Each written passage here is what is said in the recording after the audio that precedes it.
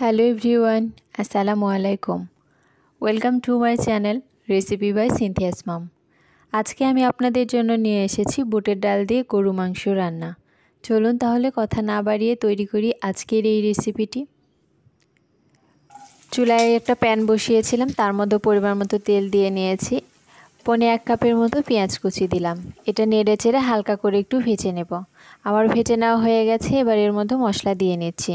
গরম মশলার গুঁড়ো দিয়ে নিলাম 1 চা চামচ, জিরার গুঁড়ো দিয়ে নিলাম 1 চা চামচ, স্বাদ মতো লবণ দিয়ে নিলাম 2 চা চামচের মতো, লাল মরিচের গুঁড়ো দিয়ে নিলাম 1 চা চামচ, হলুদের গুঁড়ো দিয়ে নিলাম 1.5 টেবিলের মতো, আদা রসুন বাটা দিয়ে নিলাম।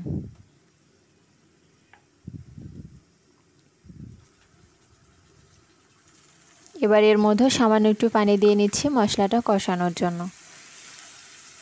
এবার আমি নেড়ে নিচ্ছি।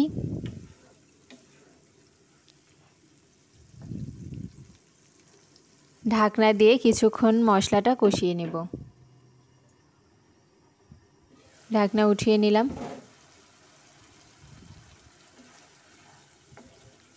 আমার মশলাটা কষানো হয়ে গেছে। এবার এর মধ্যে আগে থেকেই গরু মাংস ধুয়ে রেখেছিলাম, সেটা দিয়ে নিলাম। 500 গ্রামের কিছুটা বেশি হবে গরু মাংস নিয়েছি। এবার নেড়ে চেড়ে এবার ঢাকনা দিয়ে মাংসটা ভালো মতো কষিয়ে নেব।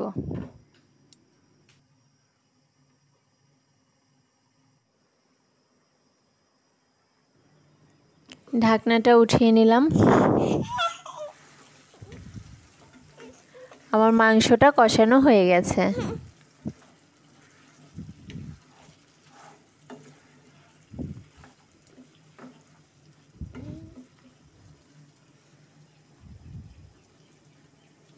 এবার এর মধ্যে বুটের ডাল দিয়ে নিচ্ছি, 1.5 কাপের মতো হবে। মাংসের সাথে ডালটা একটু মিক্সড করে নিচ্ছি।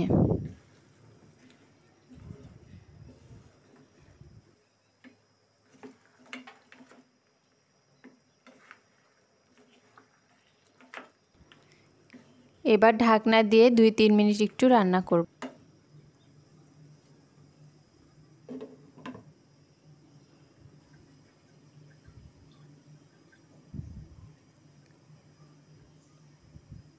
দুই 3 মিনিট ঢাকনা দিয়ে রান্না করার পরে ঢাকনাটা উঠিয়ে নিলাম। এবার আবার একটু নেড়ে নিচ্ছি।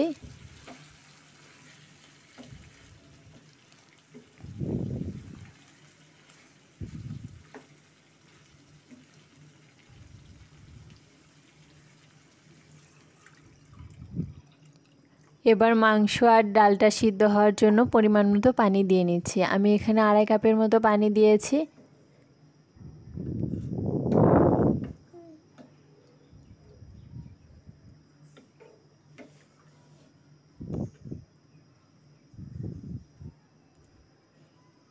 এবার এর মধ্যে 5টা কাঁচামরিচ দিয়ে নিলাম।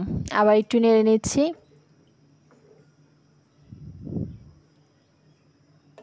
এবার ঢাকনা দিয়ে রান্না করব পানি অনেকটা শুকিয়ে আসা পর্যন্ত। কিছুটা পানি শুকিয়ে আসার পরে ঢাকনাটা উঠিয়ে নিলাম। আবার একটু নেড়ে নিচ্ছি।